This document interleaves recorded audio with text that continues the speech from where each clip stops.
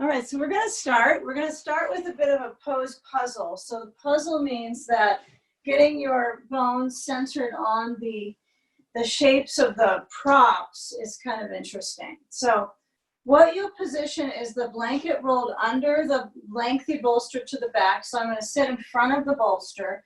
If you have your blocks nearby, you're going to be adding those to this position as well. So the foot of the mat is clear, essential.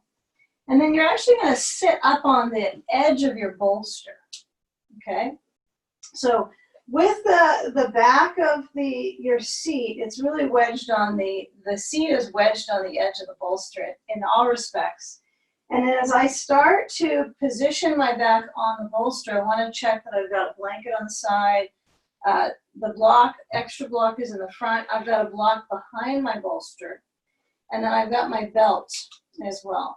Okay, so put your sandbag up into your lap, and then feel when you let the zone of your spine lean back that you're working to experience the sand up to your belly now, and feel the knees certainly bending, and step the feet outward so that the feet they're parallel, but they're in a wide stance. And then as you start to lower your head back to your block behind your bolster, I've positioned my block so it's at a mid-height. Okay, now some of you might find that taking the block all the way down to the low height is perfect. Some people teach this with no block, so it's a bit of a arch in the cervical vertebrae. So I'm going to teach it with a little bit of safety, kind of the elementary variation.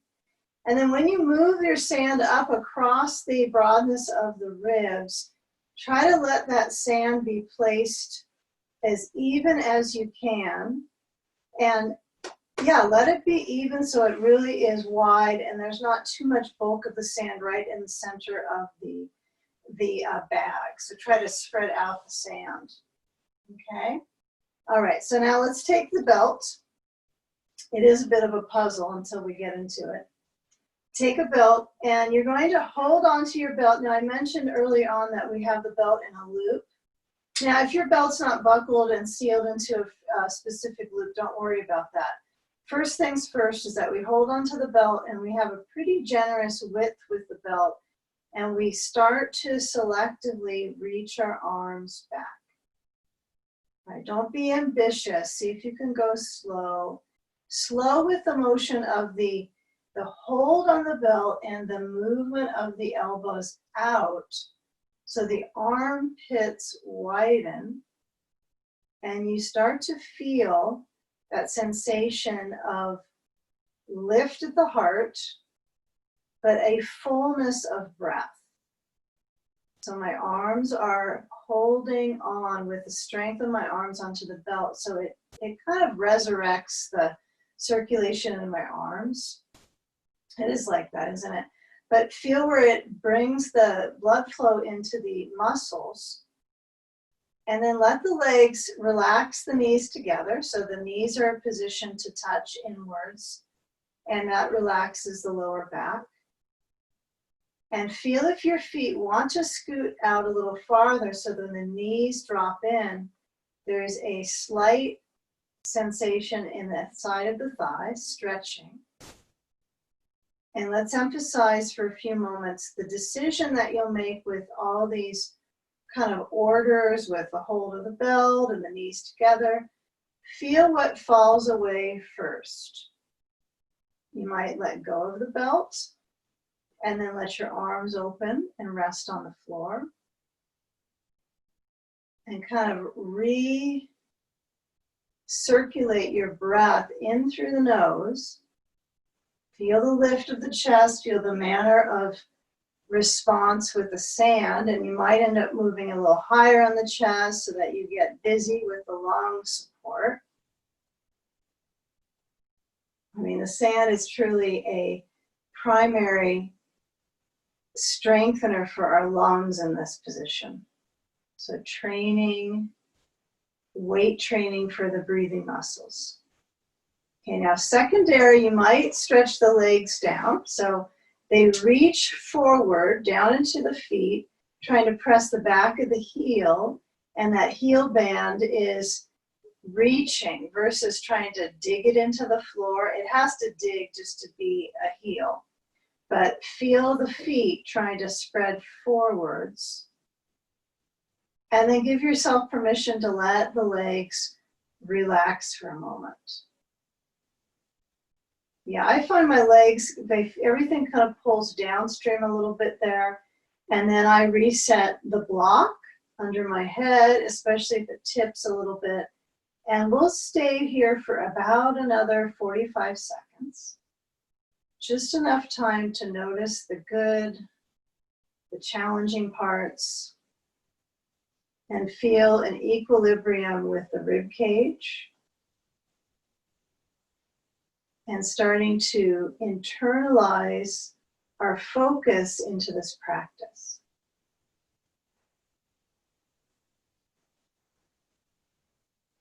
So see if you can let the mind's attention really scan into your body and your breath. Setting this time aside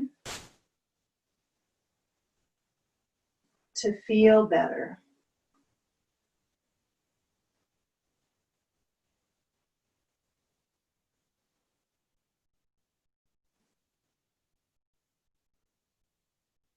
Now we bend the knees. It's essential that when the knees bend, the feet slide in, we continue to represent opening the chest, but we have a ways to get into the next pose. So remove your sand, okay? Get a hold of your block under your head, and then as you grab a hold of that, you're gonna lift up your head and then reach the block forwards towards the knees and slide down to the base of the bolster so that you're on the floor, right? Your seat is on the floor right in front of the bolster. And then with the block center of the knees, narrow, feel your arms besides the knees and squeeze the block. See if you can push into, and as you push into it, there's no reason you need to lift up or forward. I want you to try to stay with that squeeze of the block.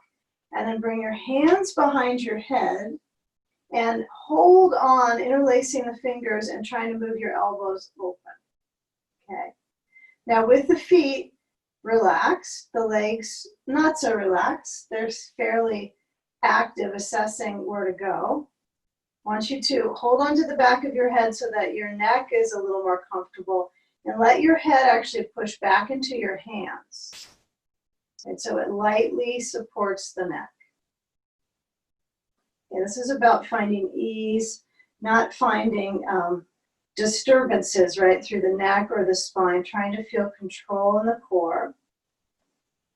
And then you might lift up and forward a couple inches, but stay with where you can monitor that core strength.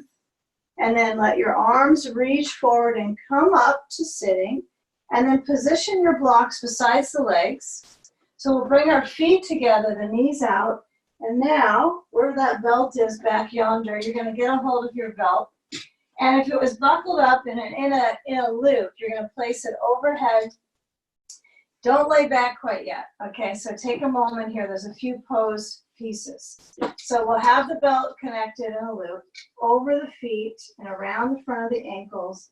And you want to cinch it up quite intensively so that it actually calms the nervous system, right? You have that pull on the skin, that pressure. So you'll need a blanket and a sandbag here. Okay. So you want to have your blanket behind you. I can toss it back and set it perfectly when I'm on my back. And then your sandbag goes across your feet. Okay. So you've got that rooting for your ankles. Okay, now if the hips feel like they can open up more, you might move the blocks a little farther out below the knees. I start with the blocks fairly high under the thighs. And then when you reach your hands, you're going to take your right hand to the left knee, your left hand back to the bolster, and create that rotation through the spine. Right, spines are meant to rotate sometimes, not just hunch over. So feel the turn, feel that intense grip with your right hand. And then simply switch sides, left hand to right knee, right hand back onto the blanket or bolster.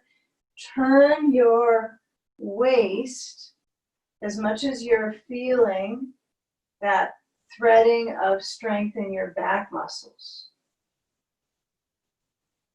Okay, now come forward, recline back, and reach your blanket so it's, place it carefully under your head to support your neck stretch that's continuing. So there's a little bulk under your head to feel some elevation in the brainstem and the neck base to lengthen. And then reach both hands back and hold your elbows. And as your hands hold your elbows in this crisscross position for the arms, go back to that centering and elongation of the chamber of the body, the mid-chamber. Notice if it's a different sensation in your back in comparison to the first pose. So we kind of move through a pose shuffle most of the time. But when we shuffle into the next one, it is a bit of a mental moment to notice, distinguish the differences in your shoulders. And I would recommend that you work with either holding your elbows or interlace your fingers and stretch your full arms back. Give it a few more moments. If you're an elbow crisscrosser, you're going to change the crossing to the other hand, reaching to the opposite elbow. It's usually the awkward crossing, is your second one. If your hands are interlaced, you'll change the interlace as well. That can be particularly confusing, I find, for me. I tend to have one side and I repeat it most of the time. So take a moment to feel the change of the interlace. It's important for your hands. And then let's center our arms open and move the blocks so that they are either tilted for a contour on the side of the leg so that the skin is a little bit more comfortable, or you're going to bring them a little farther out so they're just like the very corner of the block is under that outer band of the knee. So you can still feel your pelvis centered, and it's more of a basin of sensation for the adductors, for the inner thigh, the groins. Now, if this zone feels particularly grippy, let the shoulders center back and use this arch of your spine to create a leeway and hope that the thighs and the hips can start to release. And with that guided breath, inhale slow, maybe eyes relaxed. Exhale, empty the lungs. Kind of take a little bit of a scan in your belly. Feel it moving. Feel the mobility of the abdomen. And just allow yourself to stretch the muscles between the ribs via breath.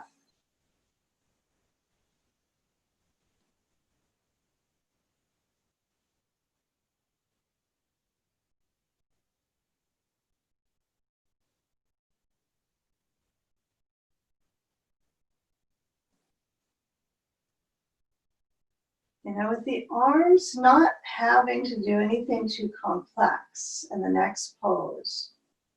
So we're finding some moments where the flesh of the shoulders is positioned so you're not rounding your back. And so as I start to transition from this pose to side sage, let's consider doing like a little bit of a mini hip opener on each side, glute hip opening, and then we'll kind of cruise into that side beam. So if you've got the belt buckled near your hip, you can possibly uncinch that, either unbuckle it, unsnap it. If you have a cinch, you can loosen it. And that provides you a little bit more of a path of moving your knees up, and then slide the belt aside and the sand a little bit over to the side. Doesn't have to be perfectly near some leg, but across. And then what we're going to do, actually, let's back up. Go back to where we were a moment ago. Let's bring our left knee this time over to the block, or if you have a ball, you can use that. I want you to keep that knee open, and then you're going to cross the right foot. Try to get it over to the left knee, so it hooks over to the left knee. Now, if that's a little bit of a, I'm going to kind of inch my spine and twist, I want you to really feel your chest puff open. So you're puffing, chest open. Okay, now when I cross the right foot over, it's a bit of a challenge in the hip crease. So hold onto the right knee with your left hand, and then feel that you hold that knee and you create traction through the right hip. So give that a try. If putting your knee over towards the block is too much, and then to put your foot over is really ambitious, you could start with your knee pointing up on the left leg, then cross it over, and then tilt over. This just requires a little bit of hip strength and mobility. So you can kind of play with it like I'm doing here. Just kind of play with the directional strength of my hip, and then when I hook onto the knee, I hold the knee with my left hand. I hook onto the left knee, but I'm holding the right knee. Whatever's closest to my hand and easiest to get. So let's try to let the right arm relax here instead of be ambitious with pushing it back. It'll be overhead very soon. So relax the chest open. Feel if you can create any more interesting motions of arching your spine when you're reclining. Can you feel the ribs serving the breath the best by feeling the openness of the rib cage? I personally feel mostly my right glute, my hip, groins. The chest is sort of a side story. And now holding the knee is pretty essential here to keep the glute stretch. So if it's rather intense or kind of searing in the hip, you might feel an established hold. Lift up at the ribs, let your head turn a little to the right. Breathe.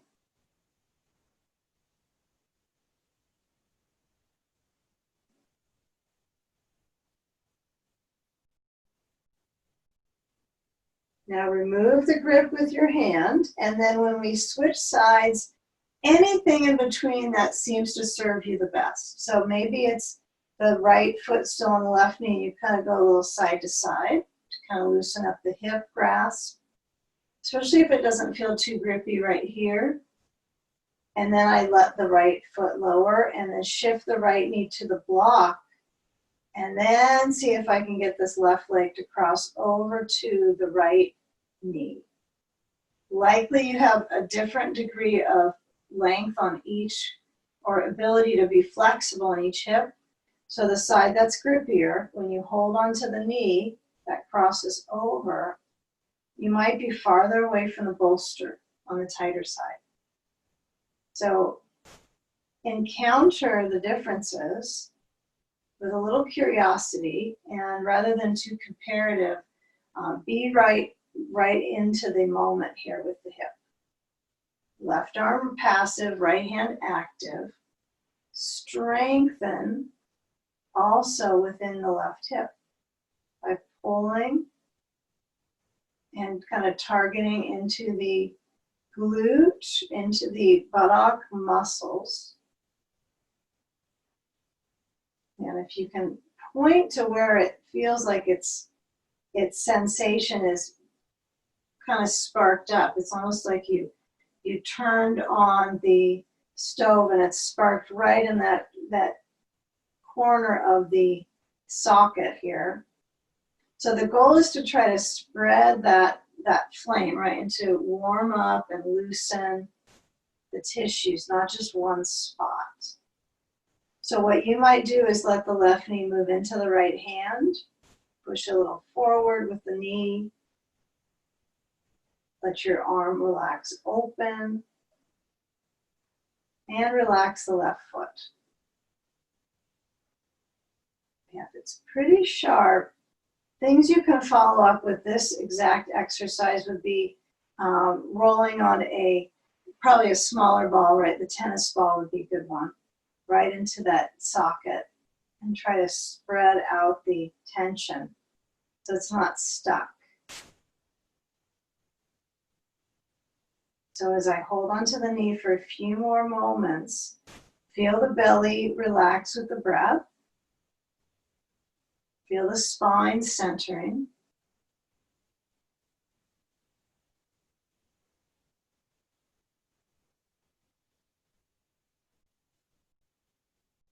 And now as we start to move into opening the shoulder joints, we're going to release the grip with our hand and then let the legs go back to some sort of normal. Some sort of normal. And that wasn't like a normal glute sensation for daily activity, right? It would be when you take the time. So when you uncross, the hip will readjust now. So what we'll do is I think the idea of getting a little bit of core awareness when we stretch the core. So we're going to roll left, okay? And I want you to move the belt away so it's not underneath your hip at all. And then take the blanket on top, push it back, and then turn your bolster across your mat, okay? So you want your bolster so it's a horizontal and the blanket set behind you gets to go completely down. And so the roll at the base is going to be flat. It doesn't have to be perfect, but I think you might appreciate a little bit of that. And you'll have some bulk set up here. A bulky blanket stack. Okay. So get right towards this. My right inner leg, I could put a block or a ball inside that right leg, not required. Got my sand. And I'm going to set the sand to the side to start. I'm going to kind of prop it up next to my bolster. Okay. So as I move my left arm right between the two prop sets, the bolster and the blankets, and then my body is wedged between that set. Okay. Now, I sometimes like to get a feel of this, the full functionality of this position for my ribs. Maybe before you get sand on, maybe you're sand happy and you can't wait to slap on sand. But if I feel like my arm can open and go across the wave of the ribs. So opening, let your ribs wave. I don't know, they don't get a lot of waving moments during the day, the full cage. Okay. Free the ribs. Okay. Free range ribs.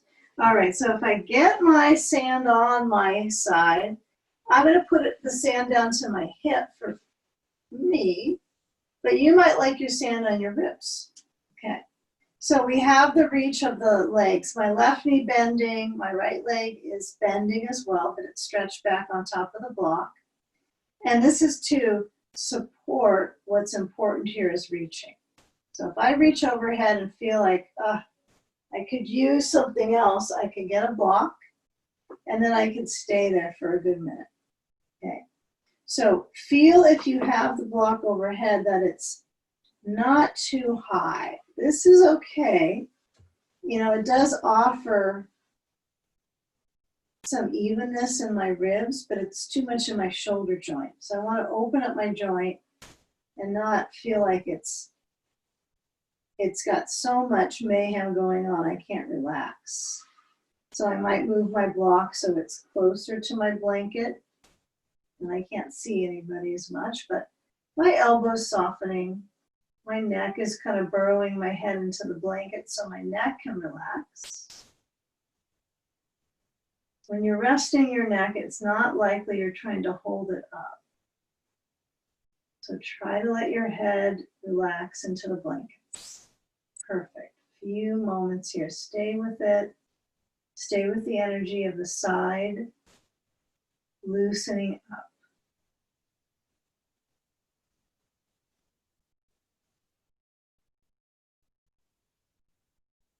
And anytime you generally kind of open your eyes or try to get on alert, usually the neck tightens up. So perhaps letting your eyes relax and then feeling how to get your neck relaxed. It probably has very little to do with your vision ability in looking.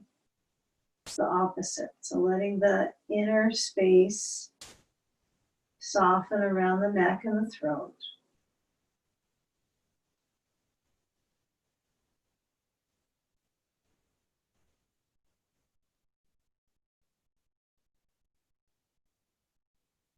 You know, what we're going to work through is this landscape of the spatial landscape here of the ribs, and then especially that comes from our ribs down to our hip sides and then into our low back. So we're going to set up to eventually move into a very supported child's pose coming up here. So let's take our time to kind of navigate how we track to get there. We're going to be body trackers now, kind of track your muscle memory. So as I lower the right hand down, if I got sand packed on my side, it would probably slough off soon enough.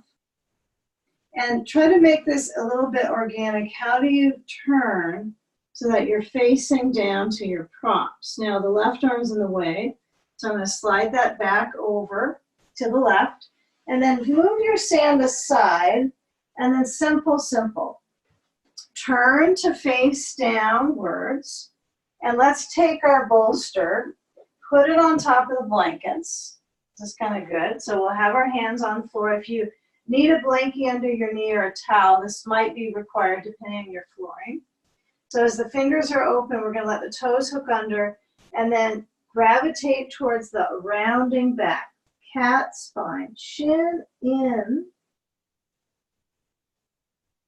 and then feel the cat spine for a little longer. Try to let your spine adapt, but also let the neck muscles relax. Let your head nod side to side.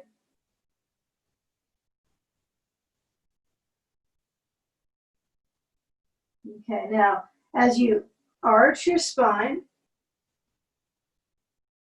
and then you round your spine, we're going to make our way back to our feet. So what I'd like you to practice is a little bit of kind of play. Like how would you get your hands and your spine to fully stretch down? So we're going to move our toes to help lift our knees. And then you can do a blend of walking your hands back and walking your feet forward. And play with the width of the feet so that you can first do a standing child's pose. So our ribs lower down, right? You might feel a little bit of coil and recoiling, but the spine is heavy, okay? The weight of your head, the heaviness of your head is particularly important here to stretch your spine. So let your arms dangle. They could be besides your feet. They could be forward of your feet. You could also hold your elbows with your hands, okay? So feel the hamstrings